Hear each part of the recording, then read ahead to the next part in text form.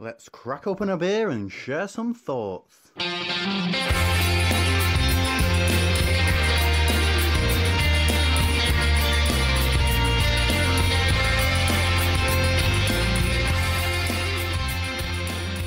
done.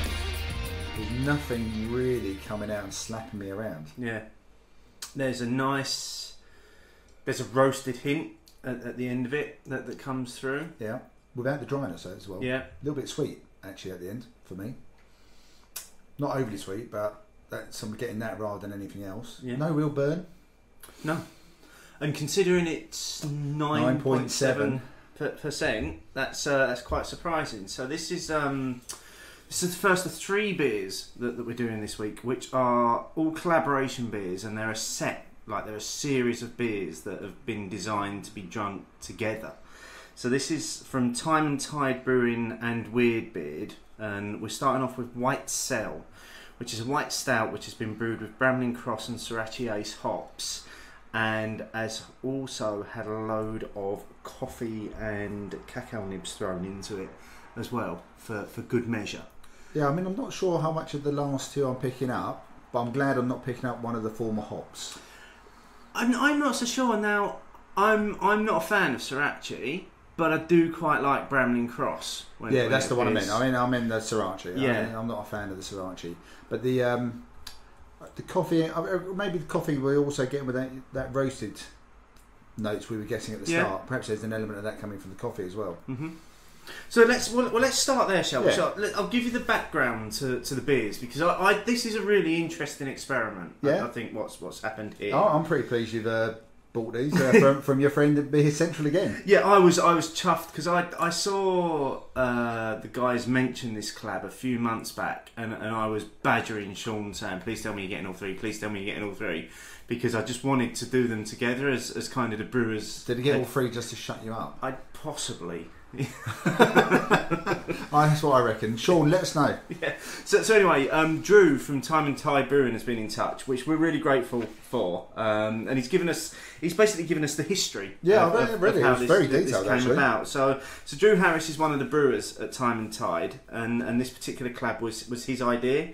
It was his project. He's got a background in being a delivery driver and working for the bottle shop. So he got to know various breweries and eventually decided that rather than selling other people's beer, he'd rather make his own and sell his own. Fair enough. Why not? Fair enough. And he got chatting to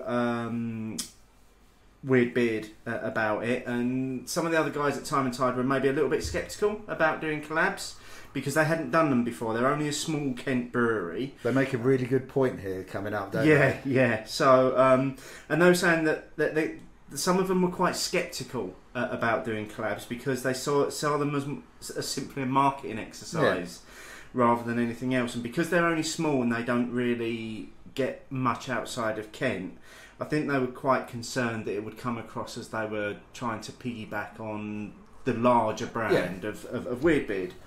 So they said if they were going to do the collab, they wanted to do it with someone they respected. So he got in touch with Brian at Weirdbeard. And Brian said, yeah, they were up for it, but the only stipulation was that there would be a home and away version, as well as a third beer, which was a blend of the 2 beers. I love the idea. Yeah, this is where it really begins. The home and away in neutral ground. Yeah. So whatever they made had to fit together. So they've set upon these 3 beers. So the first one we're drinking tonight is the White Cell, which is the white stout. I'll go into some of the tasting notes that he sent across as we go through them.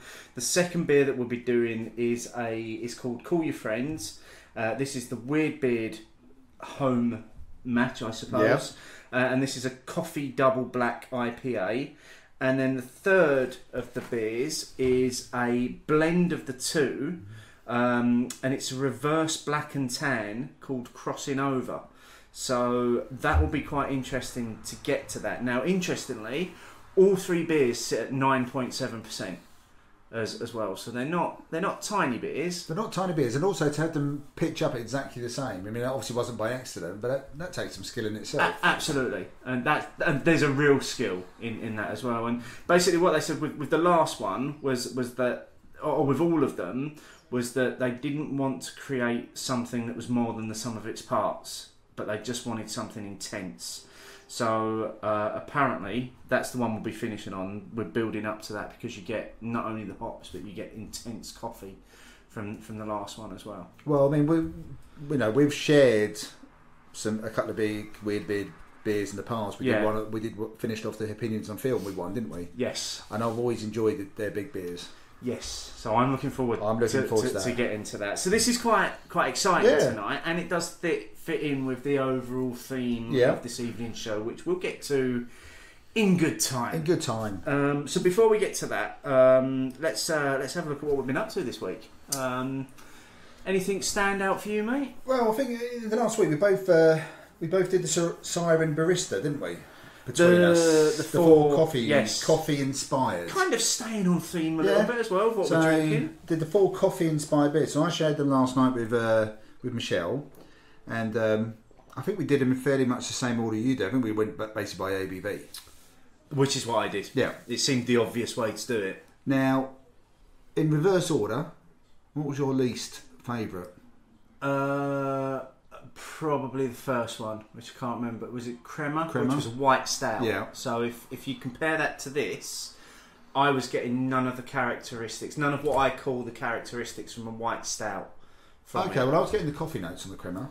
See, I got no coffee from it. And we discussed this before, didn't we? And I'm just wondering whether maybe on the more subtle coffee beers, I'm picking up the coffee because I don't drink coffee. Because you're not a coffee drinker, yeah. But that wasn't my least favourite. My least favourite was actually the double IPA. I struggled with that. I really the coffee and the IPA and the balance of it just felt quite out of sync, and it didn't really look that appealing in the glass. I have to admit either. I think this is one that I mentioned this before, that I've had that when it was first brewed 3 years ago. I think it was Siren first did that, and it was the same colour, but it was crystal clear. Now this version has come out murky, and it looks like cold coffee in a glass. Yeah, and it smelled like cold coffee, to be fair. Yeah. So that, for me, that was my least favourite. Flipping it the other way, what was your favourite of the lot? Without a doubt, it was the Imperial Stout, the Turkish, which was a coffee black Imperial Stout. Just perfect. That wasn't my favourite. My favourite's the sour. The sour? Yeah. Did you get coffee notes on that? No, I didn't get any coffee at all. And I've actually written that on my Untapped diet. For me, it was the best of the 4 beers if I completely forget about the coffee element. So I don't know what the coffee brought to it. I know when we did this thing with Roland, he was talking about like the dark fruits you can get with the coffee sometimes. I don't know if that's what they were using the coffee for, was to get more of other flavours and texture and mouthfeel other than just coffee. Because I'd agree with you, the Turkish one, the big Imperial Stout, was the best coffee beer. Yeah. And it was everything you expected from a coffee Imperial Stout. But for me, the actual nicest beer was the sour. And I think there was... Because somebody came back to me on Twitter about my Untapped review of the Kettle Sour one. And they had been to the launch event at Siren, and they said that the roasters were there, and they were talking about how they were using the flavours that coffee can also impart that aren't necessarily coffee to enhance certain parts of the drink. So it wasn't just about... So it might have been that they were focusing on more of kind of the berry and dark fruit elements that coffee can... Because I thought it was a really, really nice kettle sour. I enjoyed it. As far as the sour was concerned... It wasn't that tart, was it? It wasn't tart. It was really well balanced. It was a very soft finish. Yeah. A really interesting project, though. I thought it was really interesting. I would love it if they did something similar again, whether it be the coffee thing or do it with something else, which makes you think about it a bit more, because it wasn't just about coffee as I think I know it. Yeah. It was about what else can coffee... Yeah. I thought that was good. I mean, obviously, a few things which we've been to together recently, Steve. We went to the launch of London Beer City. We did. And which by now everyone will have listened to the interview with Matt and Will. They should have done, and if not, there will be a link through to the pod blast in this week's show. So that was interesting. That was over the new Mother Kelly's over at Vauxhall. Yeah, what did you think of the venue? I like the venue. I like Mother Kelly's over at Bethnal Green, and I like the fact they've got one now in a part of the city where it isn't necessarily overrun with those kind of beery options. It's about twice the size, maybe even 3 times the size if you go door to door. It is a lot bigger, yeah. They've used all along Vauxhall Railway Arch, and Vauxhall comes straight out of Waterloo, so there's a lot of train line. Yeah. So I thought the venue was lovely. The launch was interesting. Thanks to people who organised it, and 5 points for throwing some beers in while we were there to keep us all going. I think there's some interesting events coming up, so I think we'll link that into the show notes as well. And if you get the opportunity and you go to any events, let us know what you think of them. Absolutely, yeah. We're keen to hear people's feedbacks on all of those events. And you also went to another event last week as well, which we put out another pod blast about. We can't stop. Now we've started. Yeah, we're just going to keep throwing these things at you. 2 or 3 people said do the interview separately, so we do now. Yeah, we do, and obviously because this event was predominantly Belgian beer, I was nowhere to be seen. Yeah, you stood back from that one. So it was all down to you, mate. Yeah, the King's Arms off Bethnal Green Road, which is a lovely pub, which has gone fairly crafty, but they have a decent range of cask and ciders as well. They had a Le Seine and Siphon tap takeover, open to everyone. We just got a bit of a heads up about it, and Ivan from Brasserie de la Seine was going to be in attendance, so we said, well, look, can we get a few words with him? Had a chat with him. I've had their beers before, both in Brussels and over here. Okay. And had some on the night. Lovely chap. If you do get the chance, have a listen to it. Have a listen to the pod blast. He also, turns out he has a bit of a love for English beers as well, which you'll hear about, so I won't spoil it completely. And tried a few of them, had the triple. The Belgian triple that they do is amazing. That was a 4.25 for me on Untapped. And big numbers. There's big numbers for me. Big numbers for you, yeah. I had it before from the bottle in Brussels, had it on the tap, and absolutely amazing. 8%, but beautiful. It's got quite a traditional Belgian-y triple feel about it, but it's softened out by lemony flavours and aroma as well. Really well balanced beer. Then I knocked up a few of the Siphon beers, which is a new brewery which Brendan Kearney from the Belgium Smack podcast has started doing. And I would have tried all 4 of their beers, but all of the keg lines at the King's Arms broke down. Oh, nightmare. on a tap takeover. Yeah, on a tap takeover, where the tap takeover is all keg. Yeah. So like that, completely worst case scenario. Yeah, so that was a real bummer actually. But a couple of Siphon beers that I did taste were lovely. They did a US inspired IPA, but with a slight bit of a Belgium hit on it. That was fantastic. It was called Damnation. That was really good. That was. So yeah, thoroughly enjoyable night. I like going to the King's Arms anyway, and lovely to have a chat with a Belgian brewer who's so passionate about what they do. I'm actually, I've got to say, I'm a little bit gutted I missed it, because it does sound like, because again, without spoiling too much from the pod blast, he was saying that how they tend to focus more on hoppy beers rather than the traditional Belgian style beers, which is obviously right up my street, and they would have been beers that I would have liked to have tried. Yeah, basically the ethos is almost, let's take the best of both worlds. There's a lot of great things going on in the modern beer world, but let's not ignore the tradition that Belgian brewers have built up over centuries. Yeah, completely. And all their beers that I've tasted, I'd say they've fairly much hit the mark on most of those. Great stuff. So yeah, good fun that. Yeah. Anything else? Playfest at the weekend. Goes without saying. Don't want to bang on about it too much, because people are probably already completely jealous from the amount of pictures that were shared over the weekend. Exactly. But it did give me the opportunity to pop into the Ale House beforehand, because obviously I get off the train at Chelmsford, I have no choice. And it would be rude not to. Yeah. And a new beer from Andy Parker, Elusive Bruce, Beer of Destiny, his single hop Citra version. Yes. That went down really well. The 2 pints of it that we had before Clayfest. Yeah, because we needed 2 pints to make sure it was just sort of quality control, wasn't it? In fact, I had the Oakham Citra beforehand, just so I could do a bit of a compare. Just to set a baseline. Because I'm sciencey like that. Yeah. Okay. But yeah, I mean, Clayfest was great. As always, thanks to Clayton for putting on an amazing spread of food. Yes. And there were some. We were just enjoying some good beers. Yeah, that people bought we enjoyed some good beers. Tom bought some shit Polish beers. Yeah, one of which I think I actually described on Untapped as like drinking piss water. I didn't even go that far. If anybody saw that Untapped, can I just point out right now that I have no reference point for that. It's what I imagine drinking piss water would taste like. I wrote one of them shit, and the next one more shit. Okay, well, I think that just about sums it up. But it was about the day. We share some bottles. We bring our own. We just have generally a good time without having to focus too much on the beers we brought along. It's just a bit of it's the Essex bottle share day out. It is, and it's when the ale house lets us out. yeah, we're allowed to go somewhere else. Exactly. Yeah. So let's get back into this beer because we are rapidly working our way through it. So some of the tasting notes that Drew sent us over about this. This one says they originally were talking about doing some sort of cherry stout. And White Cell came about because at the time they were piloting a white stout called Domino, which is now on general release. And the guys at Weird Beard thought that beer was amazing, so they decided that they'd do a version of it at theirs.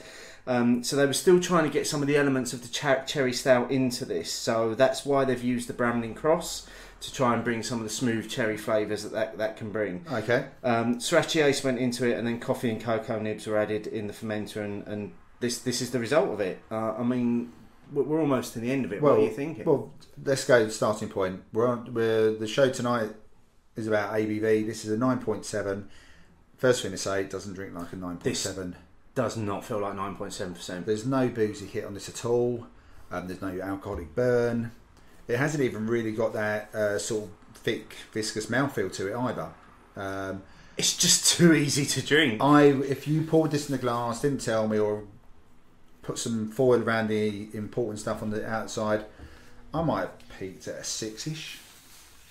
But even then, I might, if you give it to me even colder than we've had it tonight, even though it's a bit rubbish our summer weather, it's still quite warm tonight, then I don't even know if I would have gone as high as 6.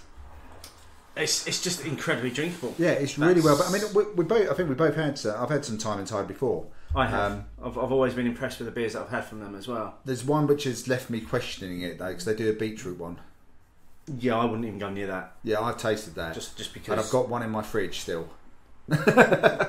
So I might have to have a word. Certain about that one. things have no place even being anywhere near beer, and in my mind, beetroot is one of those. But we could easily have done a can of this each. Easily, yeah. Without a doubt. I'm almost gutted that I had Shared to it. share it, to be honest with you. Anyway, so while we finish that off, let's jump into this week's news. A couple of stories that I just want to pick up on. So we've already been talking about London Beer City. One of the things that really stands out for me about the event, and one of the events that is going on, and I love this, is that all of some of the top craft beer shops in London have all got together with local brewers to brew their own collab beers. And they're calling it kind of the Battle of the Beer Shops, and all of these beers will be available at Mother Kelly's in Bethnal Green on Thursday the 10th of August from 7 o'clock. So you've got a quick rundown. Nobody knows exactly what's being brewed at the moment. Actually, there's one that we do know. So you've got Beer Boutique and Brixton Brewery, Caps and Taps and Orbit, Clapton Craft and Affinity Brew, Hot Burns and Black and Brew by Numbers, and they're brewing the next iteration of the Brew by Numbers double IPA. So that's 5505. I think that'll be that they're brewing. And then you've got Kill the Cat and a Tiny Brewers Trio working with Earth Owl, Solvay Society and Boxcar Brewery. Micro Beers with Twickenham Fine Ales, Mother Kelly's and Red Church. That's an obvious one because they're literally a stone's throw from each other. Real Ale and the Park Brewery, and We Bought Beer and London Beer Lab. I mean, that sounds great. That's quite an interesting one. Fight. Yeah, let's see who comes out on top of that one. Staying in London, Fuller's have unveiled 2 new robots that work on their cask racking line. I read about this. I've seen them. They're brilliant. They are fantastic. Yeah, I don't want to talk about you saying that. They're 2 huge robotic arms that basically one of them kind of is involved in bringing the kegs into the brewery, washing them, making them clean and ready for racking, and the other one is responsible for then packaging them. And they're just brilliant. These 2 arms are just working away in the warehouse, picking up 6 casks at a time and doing what they need to do with them. They're absolutely fantastic. But they've named them after 2 of the Fuller's team members, Brendan Bray and Richard Keefe. So one's called Brendan, and that stacks and destacks casks, while Richard removes and replaces the locator boards. But both of them do work in unison, and like I said, it's a great thing to watch. It's absolutely brilliant. I mean, Obviously, I suppose with Fuller's, they've got to be innovative with what they do because of the capacity they. with the amount of beer that's going through there, it's their space. Their Yeah. space. They've got to be inventive with the space they have at Chiswick. Yeah.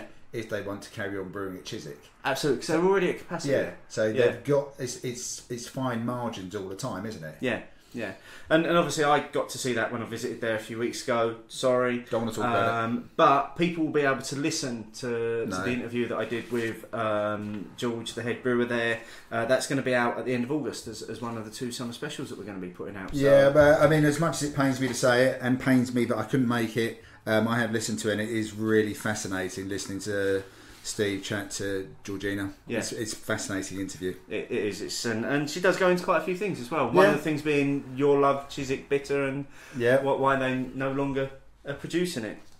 Yeah. So while we're talking about flat beering cask, Thornbridge are Right, you're really going to say flat beer in cask before you then do the next news segment which says Thornbridge. okay. Scratch that bit. Thornbridge are expanding again, which I think is great, but this isn't just any old expansion. Basically, what they're doing is they're building a new brew house that is simply going to be dedicated to brewing cask beer, which will allow them to increase the production capacity of their main beer house to meet the increasing demand for their bottles and kegs. And as I think I said when I went up there and visited Thornbridge as well, it's like a This is the upset martyr. it's like a greatest hits tour for me this year. They've got lots of space still to expand Yeah. up there, so they can still keep going for a while. Yeah, But to dedicate extra space purely to cask, it's amazing. I think it's amazing. Yeah. That shows a lot of faith in that. Yeah, You know, I think we're fairly much on record, and anyone who listened to what we said last week knows it as well, of being lovers of Thornbridge beer. yeah, but I think I said either in the it certainly wasn't in the interview that we did with Thornbridge, but it was definitely in one of the shows that we was talking about it after. That they're currently using the old brewery at Thornbridge Hall just to back up their capacity for the local demand Yeah. for their cask beer. So that the fact that they've decided to dedicate a whole brewery or a whole new part of the brewery just to cask. Well, to be fair, I think their cask a lot of time doesn't go much out of their locale, does it? No, I mean, not some of the specials. Derbyshire and Yorkshire tends to get the bulk of the Thornbridge cask offerings. Yeah, You don't when you see it, especially for us down south. I don't know what it's like past Yorkshire and Derbyshire, but for us down south, when I see Thornbridge on cask, I'll have it. you do tend to see it quite a lot more up north. Because you don't see it very often down here. No. So the fact that there may be the possibility of them producing more, which may go a little bit further afield, is a bit of news that I find very pleasing. No, I think it's great. You know, all joking aside, I do think it's really good Yeah. that they've just decided, well, you know what, we're going to focus on this part of our production, and actually what we're going to do is we're going to do it there, which actually then allows us to increase what we're doing over here. Yeah. So we're actually hitting all elements of the market. I think week by week, my love of Thornbridge grows. Yeah, I think that again, because we said this last week, didn't we? That they're one of these breweries that seem to be able to do no wrong.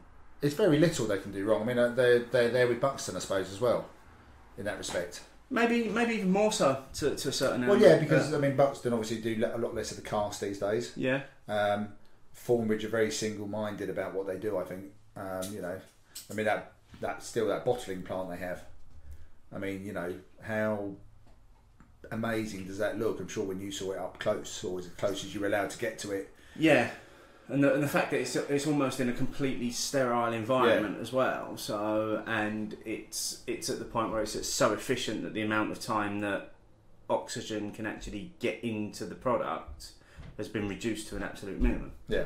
As well. Yeah, hats off to the guys at Thornbridge, bringing the cask beer down south. Absolutely. Well, maybe that will enable them to do that. I'm hoping. Who knows?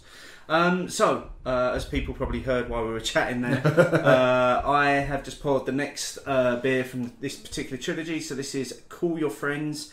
This is a coffee double black IPA. Coffee double black. Have we ever had a double black IPA in the show? Definitely. We've had black IPAs, but Yeah, you know what? double black What's IPA. happened to the black IPA? That's maybe a opinions for another day, because it was all the rage, wasn't it? Yeah. And then it's just disappeared. It's all about lager and pilsner. Absolutely, that's where it's at now. So yeah, we'll talk about because there are some really. This is one of the things I think we might have mentioned this when we did the opinions on film. I love the amount of detail that Weird Beard put on their bottles, because you've got everything that you need to know here. But even without that, the front of the bottle is Weird Beard. Yeah, without a doubt, isn't it? That still to me says Weird Beard straight away. Yeah. So let's get stuck into this. Yeah. And let's see what we get here. More of the IPA than the black. There's a lot of IPA on that, isn't there? Very very piney notes, a little bit of citrus in there.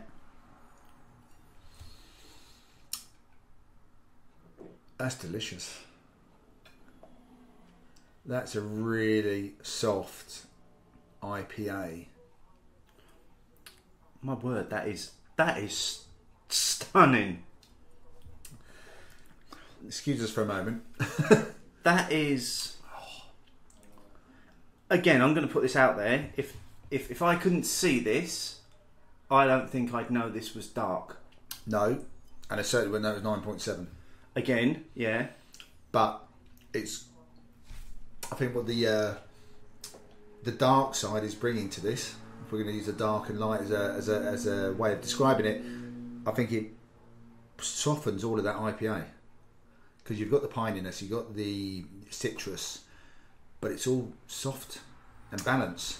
There is a nice bitter finish to it, and I'm suspecting, and I'm going to maybe put this one out there, that I think the bitterness is coming more from the coffee that's giving it, because it's more of that oily sort of bitterness that you get rather than the resinous bitterness. Now, I think that's fantastic.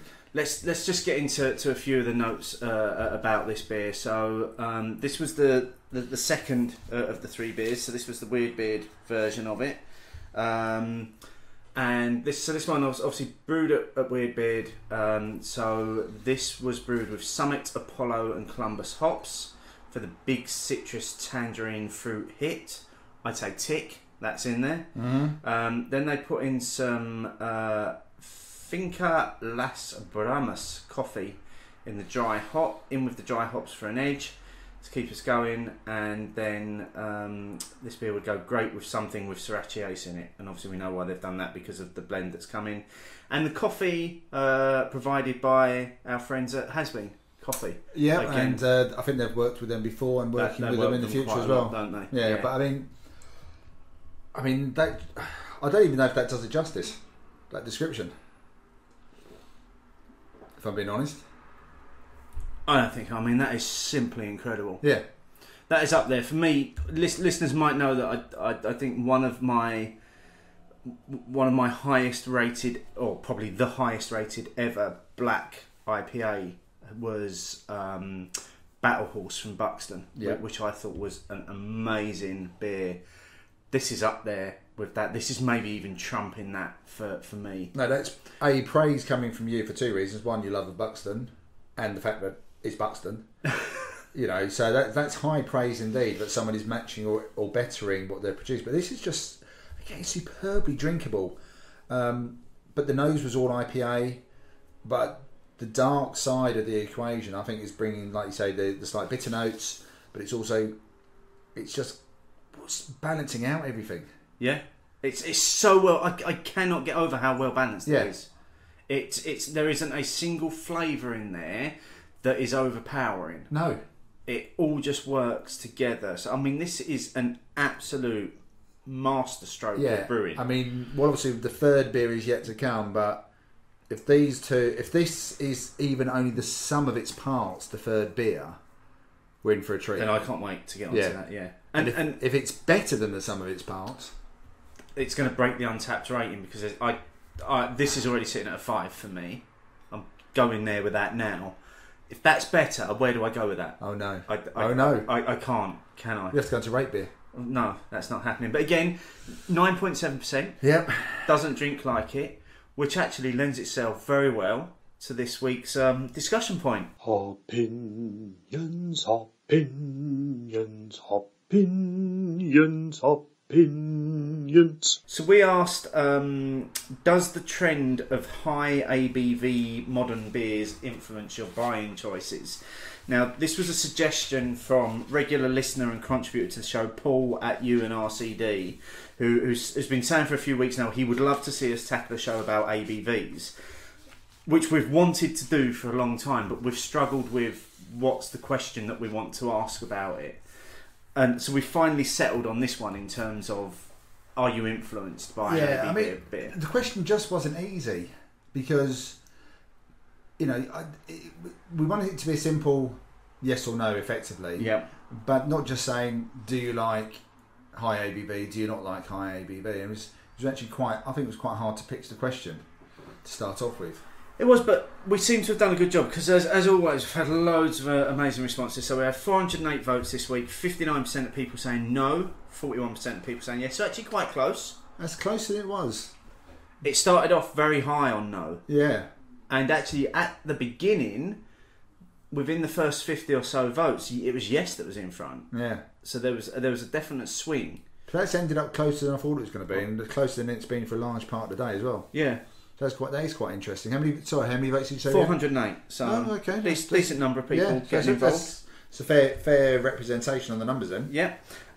So you know what? This week I want to start with our views for once because I've got unsurprisingly some quite strong views on this one. So I'm going to start as well. Go on, Steve. What do you think? Thank you. If you could have voted, first of all, if I could have voted, I would have said yes. The ABV of a beer does influence my buying choices, and what I'm going to do is I'm going to reference back to an event that I was at quite recently, and I think I said this on the show after it. At the time, I went up to Manchester for Manchester Beer Week. I went to the Pilcrow Summer Beer thing, went to the Friday afternoon session, and struggled to find anything lower than 7%.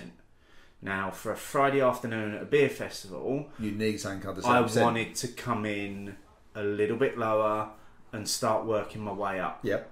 Instead, what I decided to do was ended up doing the barrel-aged anagram at 14%, which was just ridiculous.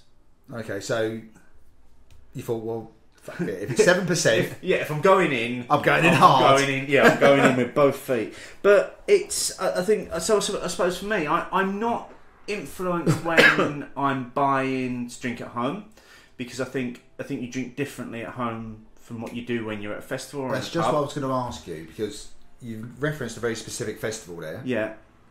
And yes, so in your head you're thinking, okay, I've turned up in early afternoon, I'm out for the day. I've fairly much got maybe a 10-hour window in your head. Then yes, your buying would quite, in my head, quite rightly be influenced by I actually want to enjoy the whole day. So I've got to it's almost build my way up to it. Start like I need something below 5%. And then I was actually going to ask you there, but is that how you approach your stuff? You're just going to drink at home whenever you feel like it? No, because I will.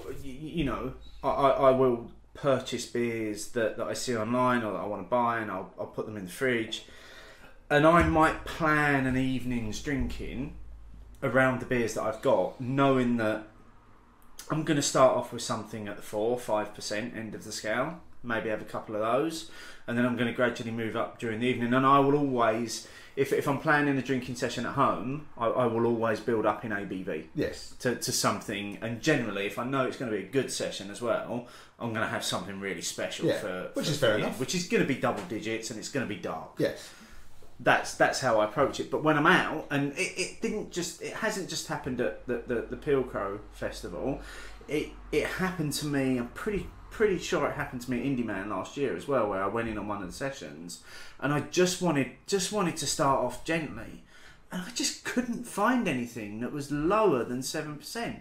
And it does seem as though, to me, it seems as though there's a trend at the moment to brew high ABV beers. Yeah, I suppose it's where we pitch. Again, this is coming to the interpretation of the question: what's a high ABV beer these days? I mean, 20 years ago, clearly, if you drank anything over 5%, you're on a session to get drunk. Yeah. So if you were a lager drinker and you were going for your Stella or your Kronenberg, you were on a session. That was it. There was no argument about it. You're out. You would end up drunk because you were drinking pints of 5% plus beer, and people assumed it anyway, straight away. Obviously, the way we drink, or the way that you and I, the people we know, the listeners, drink has slightly changed.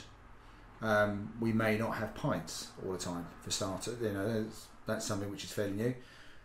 But I still like to start off, like Saturdays, an example.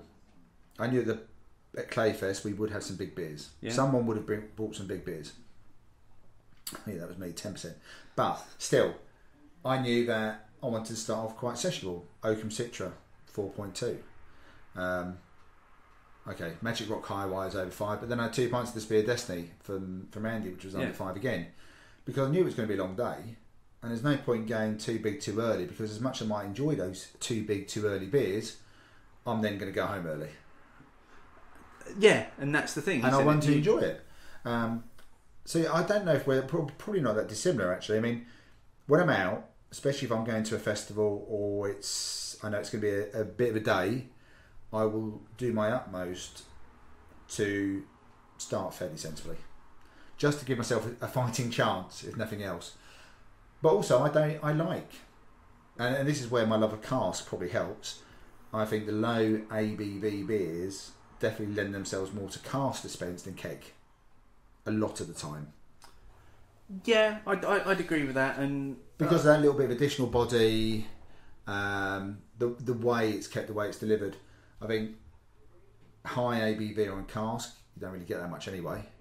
High ABV on keg, I think, can be work wonderfully well. I think the only beer I think that works well on both at the same ABV is probably Trek Sonoma. To reference it again, sorry listeners, but we did try it on both versions, and I thought the keg was just as amazing, if not better, than the cask version. They're both at under 5%. It's amazing. And there were a few listeners that actually referenced that as well when they were coming back to this week's poll. Yeah. A few people actually once again referenced Trek Sonoma. So I would say, my buying choices are different when I'm out drinking there and then, and having a bit of a day, versus the beers I'll have at home. But I still like to have what I would class as still fairly sensible, sessionable beers in the fridge. Something I can just put my hand in the fridge and grab, not think about it. So a bit like your Northern Monk for you, or your Korev from St. Austell that you can get at the supermarket. I still like that when I'm at home. But I'll do the same as you. If I'm planning a bit of a session, I'll finish on that big beer. But what about just taking this off on a slight skew before we come to the listeners' views this week? What about the kind of current trend of brewing 9% plus beers that taste like fruit juice and drink like fruit juice? I'd rather they didn't. If I'm being honest, I found some of them fascinating, but I'm not. I'll say it here on air. My palate is not developed enough to be able to pick out the nuances between one brewer's fruit bomb and another brewer's fruit bomb. And if you put them side by side, I'll say it's the same drink a lot of the time. Do they need to be such high ABV though? Why do they need to be 9% plus? Yeah, I don't think you need to be, because I mean, the big body from a lot of these ones, and let's be honest, we're talking about the New England type of style, comes a lot. The big body, a lot of it doesn't come from the alcohol; it's from what they put into the boil, isn't it? It's from like adding your oats. Yeah. Because that's what gives it that very thick mouthfeel, which again lends itself to your juice, which you have all the pith in it, and you know that kind of feel to it, almost a smoothie. To be honest. I don't need it in every beer, and I don't need I might even be more pleasantly surprised if they did them lower ABV. I think for low ABV, the thicker body works quite well. So I'd like it to sit at that level, because you know your 4 or 5% beers can be a bit thin sometimes if not done brilliantly well. But at least if you add that little bit of body to it, you're thinking there's a bit more going on. It feels like it holds the flavour a bit more. I don't think you need every new fruity New England IPA release to be between 8 and 9% and to be murky and fruity. For me, it becomes the same beer.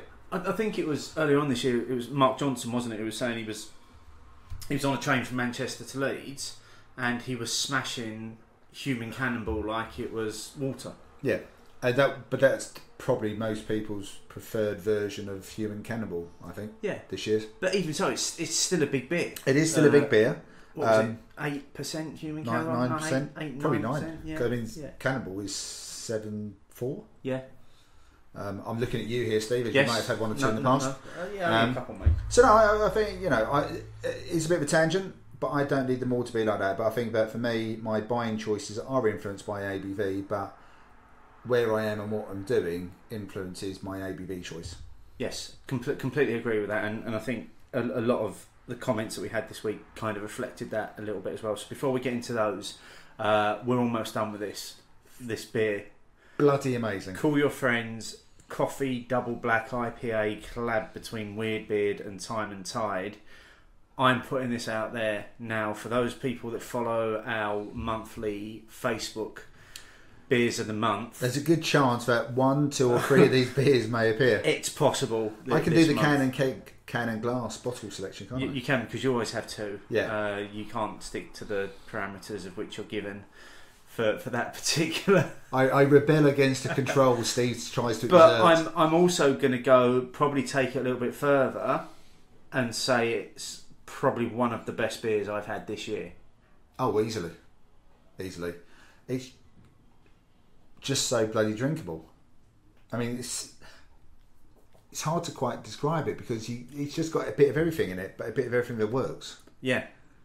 I mean, I've just taken a massive last swig of that, and I'm getting all that orangey citrus fruitiness in there, little bit of resinous in there, hints of pine, and then there's this bitter finish that's got just a slight hint of roasted flavours working its way through there from the coffee. But all in the background. But it's just so well balanced. Yeah, it's not one of those black IPAs where you know straight away from the nose someone's roasted something here. No. Well, that was what surprised me, because I thought it's a coffee double black IPA. First thing I'm going to get when I stick my nose in that is coffee. Nope. Not there. It was more the double IPA bit. And it wasn't there at all. Even as it began to warm, the coffee still didn't come through. Yeah. I mean, obviously by the time anyone tries to listen to this, we'll have ordered the whole stock anyway. Absolutely. There's none of this available anywhere. But we can tell you it's lovely. Yes. So try and get your hands on that. So let's get... I'll tell you what. I'm going to pour the last beer. So do you want to start getting stuck into some of the comments? Yeah. I mean, we did have some really good comments, actually. I'll just run a few in order. So we had from a friend of the Essex Bottle Share who's currently travelling around the world and still engaging with us online. James at Bungletron. Huge ABV beers might make all the news, but they're not huge sellers. Still plenty of folk who'll swerve anything over, say, 5.5%. Now, I would say that in some local pubs, anything over 4.5%. Well, we've spoken about this before, haven't we? Yeah. When we've spoken about Sean's pub up in Housestead, who obviously Sean, a member of the Essex Bottle Share until... I don't know if he's moved up north yet or whether he's going soon, but he is moving. But he's always said that about his locals. You put anything on over 5%, they're not interested. Yeah, it don't sell. Yeah. It definitely doesn't sell in pints quickly like all the other beers do. So I think that's a good point. I'm sorry, mate. I'm just sat here and the nose coming off of this as I'm pouring. Okay. No, I'm pretty... just for the listeners, I'm the only one who has to put up with Steve's face right now as he's pouring this beer and smelling it. Sophie Grunwell at Scofie G90. I choose a bit on a beer description, then see the ABV. Quite often I've chosen all the highest ABVs, makes festivals interesting. Well, she obviously didn't do the same sort of planning as you.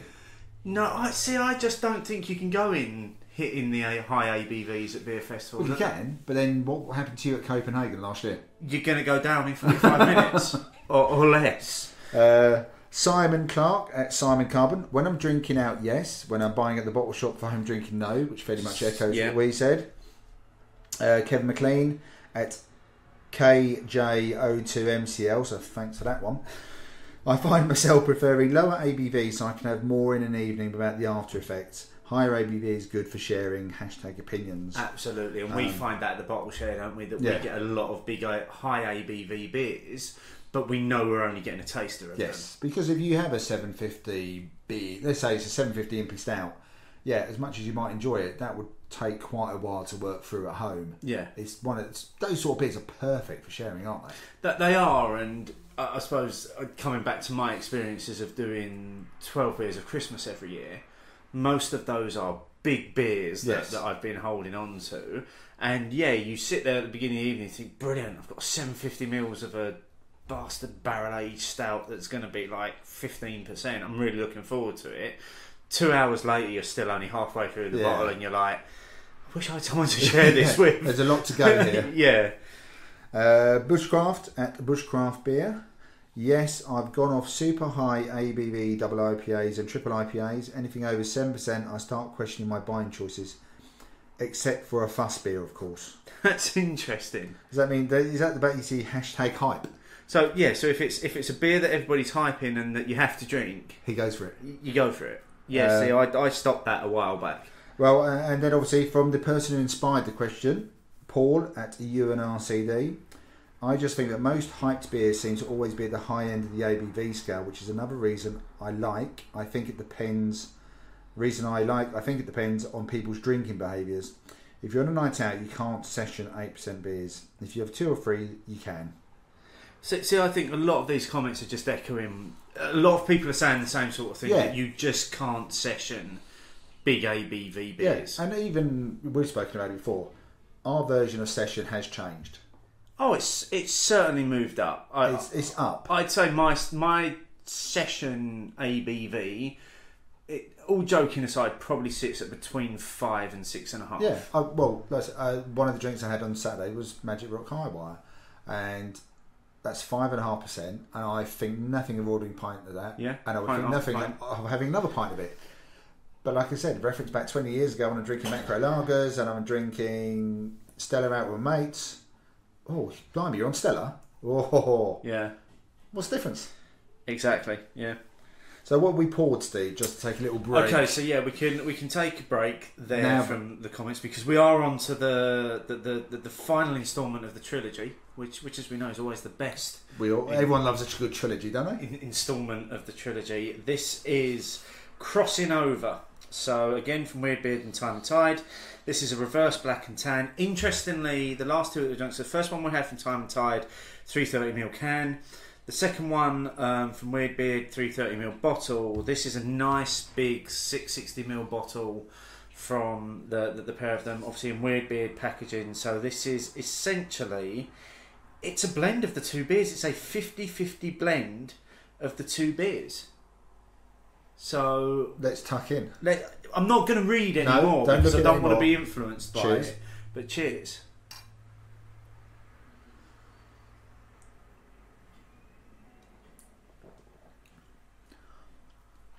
Now, straight away on the nose, and the initial taste reminds me of beer number 1. Yes, absolutely. It's got the white stout bit. That's the dominant beer here. To start off with, it may develop, but that's the white stout is definitely leading at the moment. Yeah, this is the first one for me. Again, 9.7% this one. I'm getting a slight burn. Really? On the end of this one. Not getting it at the moment. It's not massive. It's just a hint coming through at the end. Now I don't know whether that's because maybe more of the roasted notes coming through. Maybe the coffee profile of the white stout is ramping up the coffee in the double black IPA that we didn't really get. Or it's our third 9.7%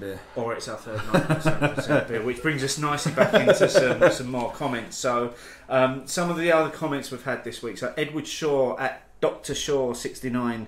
I think there are too many average beers hiding behind a big ABV.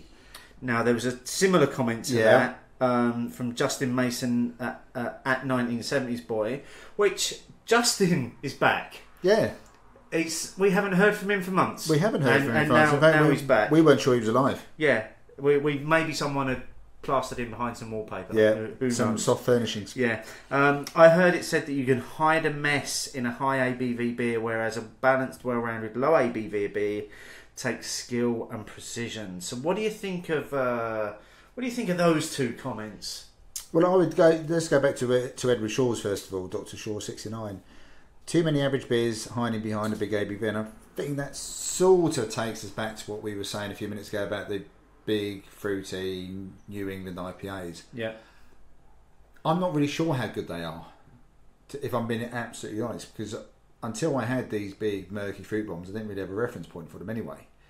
And I don't understand why every New England IPA has to be around 9%, whereas apparently you can do a really good West Coast IPA between 6 and 7.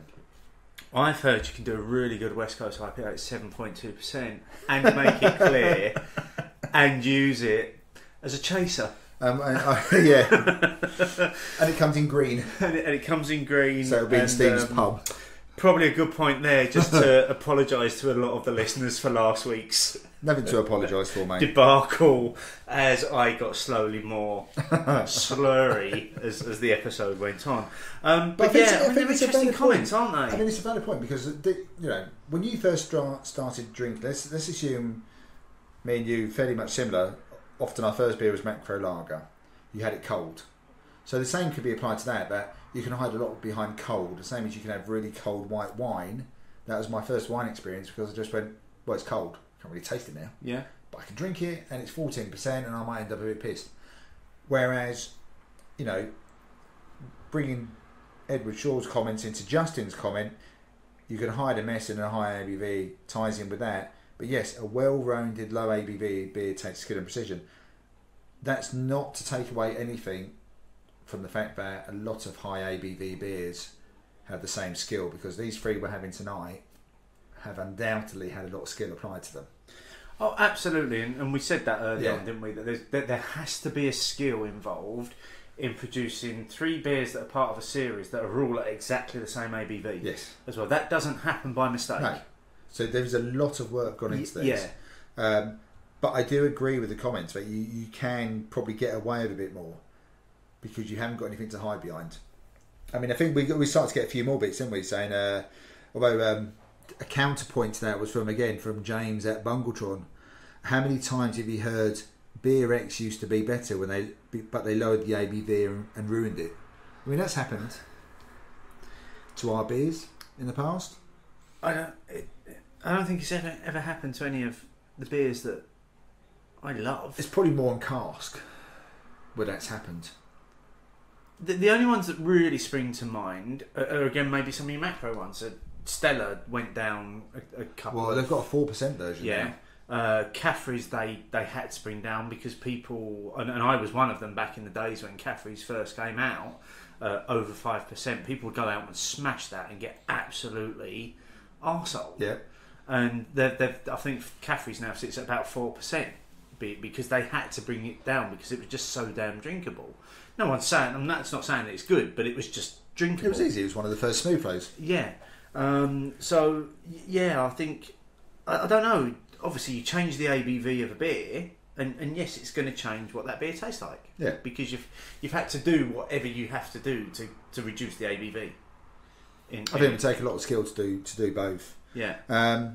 The flip side of that, though, and the next one's an interesting thing, because this is something that you've said before. So, Craft Beer Channel at the Beer Channel says, it always amazes me how people question a 9% beer but don't bat an eyelid at a 15% red wine. It's just beer's old and changing image.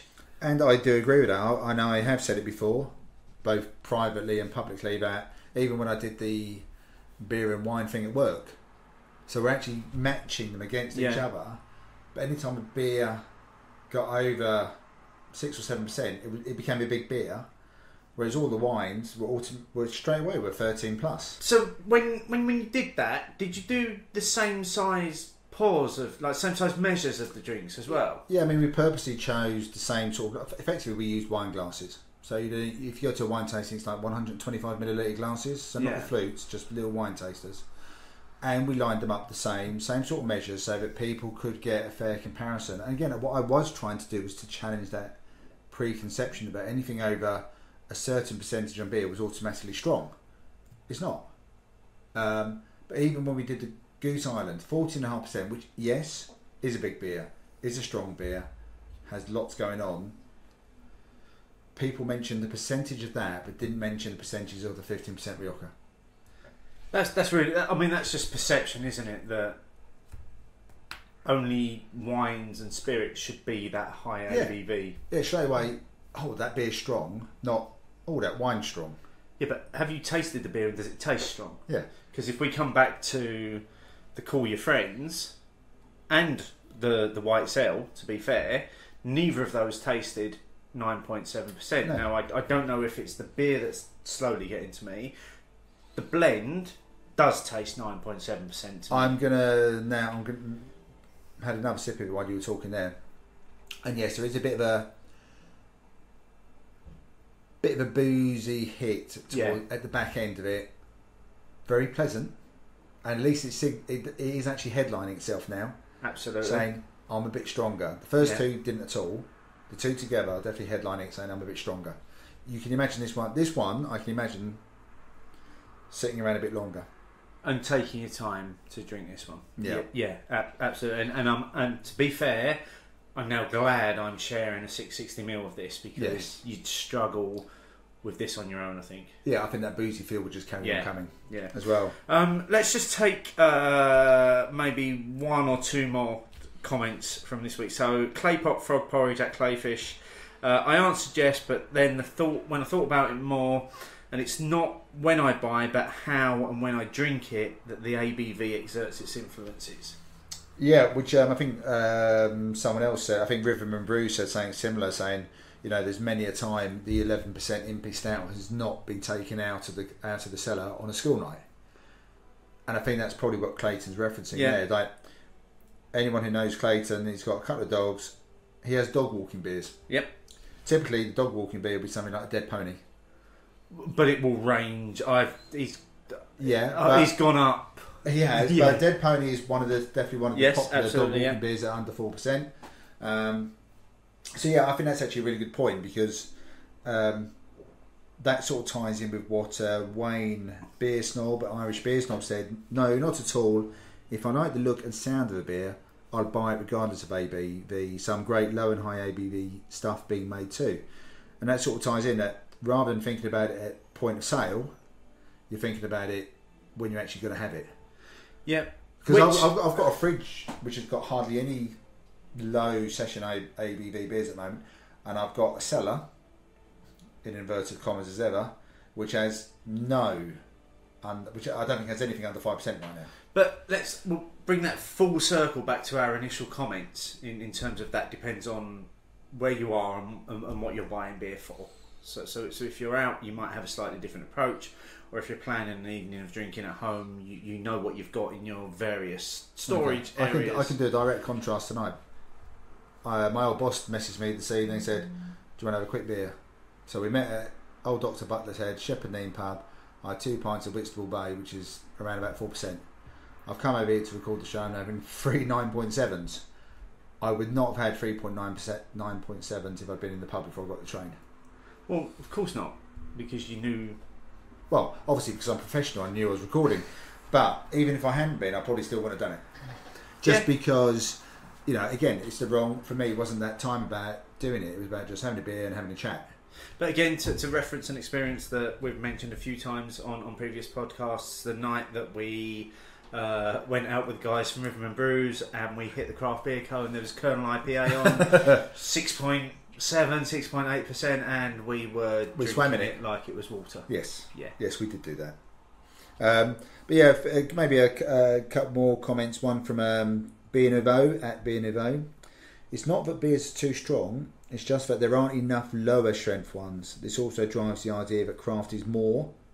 expensive. A pub's board may have a couple of traditional lower strength at a lower price, but then all the stronger craft is much more. That's a really interesting point from Steve there, in terms of when you go into a pub and you see a different selection, it does always tend to be, using the air quotes again, the craft beers that always do seem to be a little bit more expensive. Oh, all the time. I think that's pretty consistent, isn't it? Yeah. I mean, to be honest, I mean, King's Arms the other weekend certainly had I know they had much bigger ABV, but the prices are considerably more, and they often do them in obviously non-pint measures prices as well, don't they? But yeah, I think there's been some fairly I think we actually got quite a lot of engagement about this I think with people's opinions. Most people seem to be very much on although the yes and no was quite close together, I think most people are fairly well aligned about their choices and how they make their choices. I think there was a lot of similarities in what people were saying. Maybe not to the point of, you know, like I say, sometimes I do feel as though I go out for a beer and I do sometimes stand in front of a board and think, I just want something a little bit lower. Yeah, I just want something I can drink than what I'm seeing. Yeah. But again, that lends itself to the where you are, when you are kind of thing, isn't it? Which is what we started off with at the start. But thank you to Paul at UNRCD for the question. And thank you everyone for engaging. It was some really good points came out of that. Yeah, absolutely. You can still get involved if you want. Use the hashtag opinions, and we'll continue to chat about this one online. So let's come back to some more views about this beer. I'm gonna now get into the tasting notes on the bottle. So what they're saying here is blackberry, red grape, currants, and plum jump out in the aroma like stewed fruits. Vine fruit flavours carry into the taste, muddling with soft sweet licorice, giving a delicious cordial of juicy ribena. As the beer warms, dustings of cocoa richen the beer's profile, and the coffee creeps out. I'm still going to stick with the white stout is the predominant beer in this. I think the white stout over, and I wonder whether that's the Sriracha Ace exerting its power. And it has a lot of power, Sriracha. It does, yeah. I don't know. For me, it's just on the nose. Second beer, all IPA. First beer was those slightly roasty, toasty, nicely well balanced notes, and that's what I'm getting from this. And that's also what I'm getting at the back end of it as well. For me, the double black IPA isn't as prominent. No, it's very much in the background. As it's begun to warm, it is softening a little bit. It's becoming a little bit sweeter. I'm still getting a lot of the roasted bitterness, and there is still a little bit of a burn for me on this one. Yeah, definitely. Which is quite strange because there was no burn on the first two beers. Yeah, that's interesting, isn't it? So something's happened there. Something's working. Made that. This feels like a bigger beer. This feels like a boozier beer. Yes. Straight away, if you were drinking this blind, you'd know this was a big ABV. Yes. You wouldn't with the other two. No. Absolutely. Okay, so while we finish this, let's see what our listeners have been saying this week. Let us know, write it down. Let us know, write it down. Let us know your thoughts and bitter and lingerness. Write it down. So, almost a second opinions in itself here. Luon Brew at Luon Brew says she feels like she has an opinions brewing about glasses included in the entry price, and this may take several tweets. I get why organisers include glasses as it adds perceived value to often expensive entry price, and obviously you need something to hold your beer, but when you go to as many festivals as me, your cupboards creak under the weight of unwanted glasses. I'm having issues with my carbon footprint. Glasses are not suitable for household recycling. So much waste. I've taken to leaving them behind so they're not on my conscience. Thoughts? I thought it was a really interesting set of tweets. And I hadn't thought about it quite a lot because although I had got a number of glasses now that were included as the entry price, and typically, inverted commas, craft beer festivals tend to be the ones which are included in the price. As a CAMRA member and a long time go to CAMRA beer festivals, you do have the option of cashing in your glass at the end of the festival. So whatever your price, say typically it's about £3, you can give it back, get your £3 back. No problem. It's not an inclusive price. You don't have to take it with you. And typically with craft beer glasses, they take up a lot of room for a small glass because they don't stack, they don't hang. They're tulips, Tecus, craft master ones. Whatever the Ponzi glass of the moment is. Exactly. Yeah. And it takes up an inordinate amount of room for actually not much glass. I would rather you had an option to get something back for it, or you had the option to pay for it, or even just have a plastic glass while you're there or something. So if you don't want to have the glass as part of it, you have a slightly different price structure. Or maybe to reference festival that we're going to this weekend, where you can take your own tankard. Yes. And you get it for free. Or you get a free beer. You get a free beer. You get a free beer. First beer is free if you take your own tankard, which I'll be dusting off my tankard. I washed it last night. Red mine's over there. It's ready to be washed. Yeah. But it's definitely an interesting point. And if there's one word I would have underlined in this, it's the perceived Yes. value that they always trumpet. This includes your entrance and your glass and your programme, and you've paid your 15 or 20 quid. Yeah. It's almost like when you go to a concert, it's like buying the merch, isn't it? You've got the branded thing. I mean, I had it when I went to the summer beer thing at the Peel Crow, where I simply didn't want any more glasses. And on the second day I came out, and then I went back to the entrance and said, what do I do with my glasses? And they was like, oh, you take those home. And I was like, no, I don't want to. What do I do with them? And I was like, oh, we'll take them here and we'll wash them. And what I've actually seen since then is the Peel Crow are actually using what were the festival glasses as now their glassware in the pub. Yeah. So they're just naturally recycling those glasses, which I think is great. And yes, I'm at a point now where unless it's as long as you haven't paid for the glass and they're still keeping it. No, you haven't paid for the glass. It came in with a ticket price, like Lou's saying there. But I'm at the point now where maybe unless it's the first time I go to a festival, and it's a festival that I really want to go to, and I really want to have the physical memory of being there, is now the only time that I will keep a glass.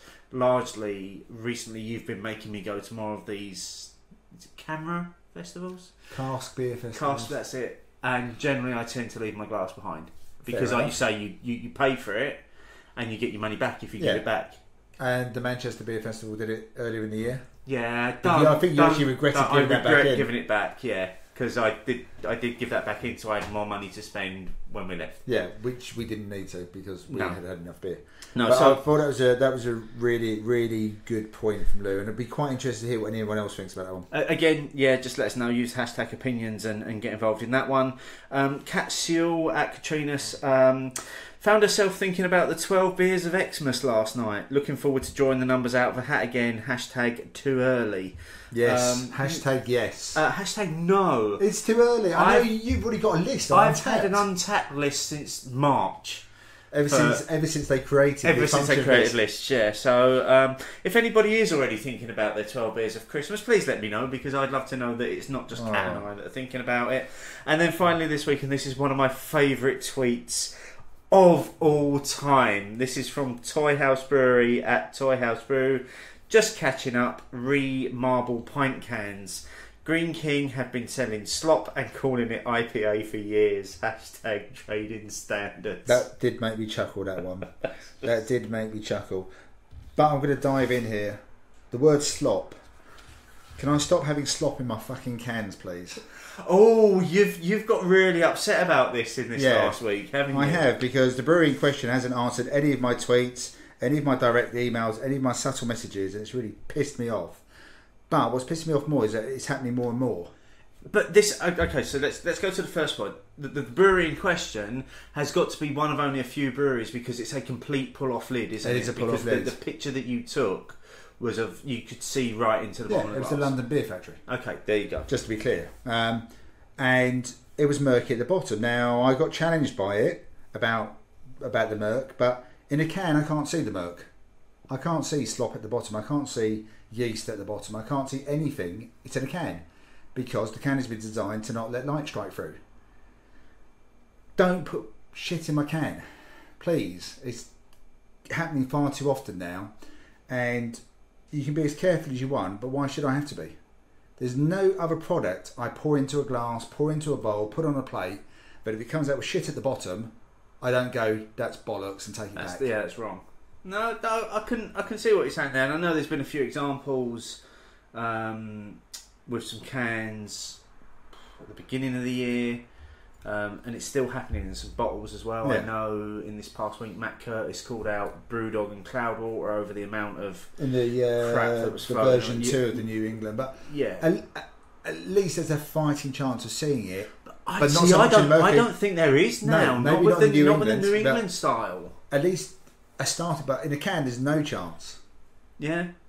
And yes, you could put a little bit of a marker on the side, but still, cans are so busy these days with the amount of real estate they've got on the front and side of the cans that it's actually quite hard to spot facts sometimes. Yes, yeah, absolutely, yeah. I would just rather they didn't have it in there. Just brew good beer. Let's brew good beer and give me 330 millilitres or 440 or 500 of just liquid. And let's take the 3 beers that we're enjoying tonight as examples. There's no shit in there. Exceptional crap. Not exceptional. additional crap. Extraneous? There might have been exceptional crap floating around in the beers, but we'd never have known. Did you mean extraneous? I don't know. No, additional. See, I've been spending too long with Pete now. I'm just using big words. Clearly. Have you besmirched? I don't think we've besmirched anyone yet this week. I don't know. You maybe just besmirched the brewery there. But yeah. So. But I'd love to hear what anyone else thinks, because I'm not saying it makes it a bad beer, but I want 330 millilitres of liquid if I pay for it. Yeah. And so, yeah, still using the hashtag opinions. That's how you get in touch with us, guys. If you've got comments about anything we do on the show or anything that you're drinking or anywhere you've been, just use the hashtag opinions and we'll pick it up and we'll include it in the Bitter and Lingonist segment of the show. So, mate, I'm guessing I've got to give up my big box of nothing that I was so pleased to win last week. And well deserved, okay? So, for anyone who thought it was a fix, trust me, it was more painful for me to announce that on air that Steve had won it.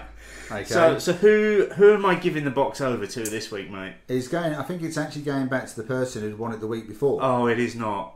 So I think it's going back up to, as he would call it, God's country, Gammon Baron, and I believe it's a picture of a can. I think maybe one of the Northern Monk patrons project. That's pretty good. Yeah. Managed to do a black and white. It's almost like a negative image of the sunlight looking on through with the can, glass, foliage, trees. You'll all see it, but that one caught my eye quite early on, and nothing piqued it at all.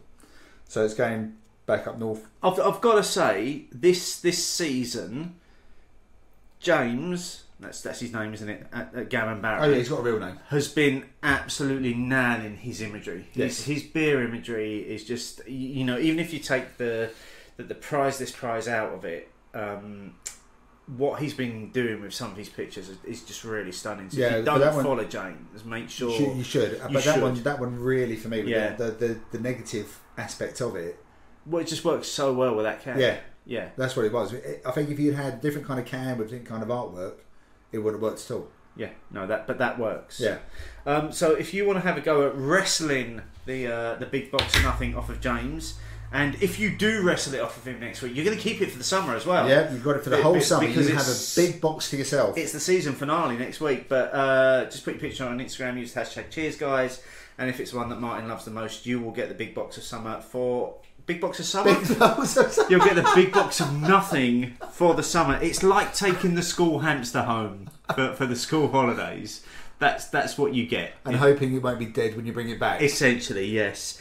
So as I mentioned, next week is our season finale. I can't believe we've got to this point again already. I know. This is the end of season 3, isn't it? It's the end of season 3 and it's episode 39 of Opinions. So by the time we come back for the next full season, we'll have been doing this stuff for a year. It'll be our year's anniversary, and so we better make sure that you'll be coming into the start of your 6th year. Well, actually, this show that we record this week would have normally been the Beer O'Clock Show birthday show. Oh, really? Because it always coincides with my youngest son's birthday. Ah. So cool. Yeah. Which one do you remember? Sorry, I shouldn't ask. no, you shouldn't ask that. The answer might be on here. In the season finale next week, I think we're going to be talking about kind of rare and limited edition beers. Maybe a beer that you've had once that you're never going to get again. And what was that beer? So we're kind of preempting this one a little bit. Yeah. But do we know what beers we're having yet? Have we decided? No, I think we're going to just keep it under wraps for now. But they will be. It's probably fair to say they'll be fairly limited edition beers that you're never going to get the opportunity to drink again. Okay. And is it worth flagging up what we're doing during the summer, Steve? I think we should. We've got a couple of shows coming out in the summer. Why you and I are having a very well earned, very well deserved break. Although we do have our first ever, as I named it today, the first ever Hopinions Summer Summit, where you and I are going to drink a lot of beer and talk about what the show is going to sound like next. We've got the first show that you'll be getting during the summer is the next iteration of Opinions on Films. Yeah. Where we're going to be enjoying a box of beers from Hippo Beers. We'll release details about how you get hold of that box as soon as possible. And we're going to be enjoying those while watching Raiders of the Lost Ark. Yeah, so anyone who wants to join in, you must already have seen Raiders of the Lost Ark. If you haven't, watch it. Yeah. And we are going early with that one this time. So we're going to do that early on in August. Yep. So you've got a chance to get hold of the box early doors, and then you can drink along to what we're doing. And then I think we've already mentioned it tonight. The other summer show that we're putting out is the Fullers. Yep. So Steve's tour, interview, whole morning spent at Fuller's. Yep. Which was not a wasted morning at all. And it didn't sound like it. So I think everyone, you really should listen to that one. Because like I said, ignore the bit about Steve. The bit with Georgina is excellent. And you've only got to hear what I'm going to say now for 2 more shows. We are still running a survey, and I've remembered what the survey's about this week because couldn't last week. But we're still running the listener survey. It's important to share your views with us, what you like, what you don't like. There's a link in the show notes. Please click through to it. It's important for us to get your views so that we can continue to make this thing what you want it to be. Well, it'll form part of the summer summit discussion. It will indeed. So before we sign off, mate, final views on the Weird Beard Time and Tide crossing over reverse black and tan that we're enjoying. I'm enjoying it, and it is the sum of the parts, but the white stout is still leading for me. It's whatever. Again, I'm sure there's a sciencey explanation here, but both of those beers individually were so well balanced. Yeah. But together, the white stout is sticking out. I am going to go with you on that, and I'm not a brewer or a scientist or an expert at blending at all, but I think maybe a 40-60 blend might have worked a little bit better. So 40 on the white stout, 60 on the double black coffee IPA. Yeah, for whatever it is that's in the white stout, it's definitely overpowering. It's leading. The blend. Yeah, isn't it? Absolutely, it's the dominant partner. Yeah, but I mean, these have been great beers. I've really enjoyed these, and I'm really grateful to Drew from Time and Tide for getting in touch and giving us the background on them as well, because that's really added an element to enjoying these beers tonight. So it was nice to get the background. Yeah, absolutely. So until next week. Yeah. Cheers. Cheers.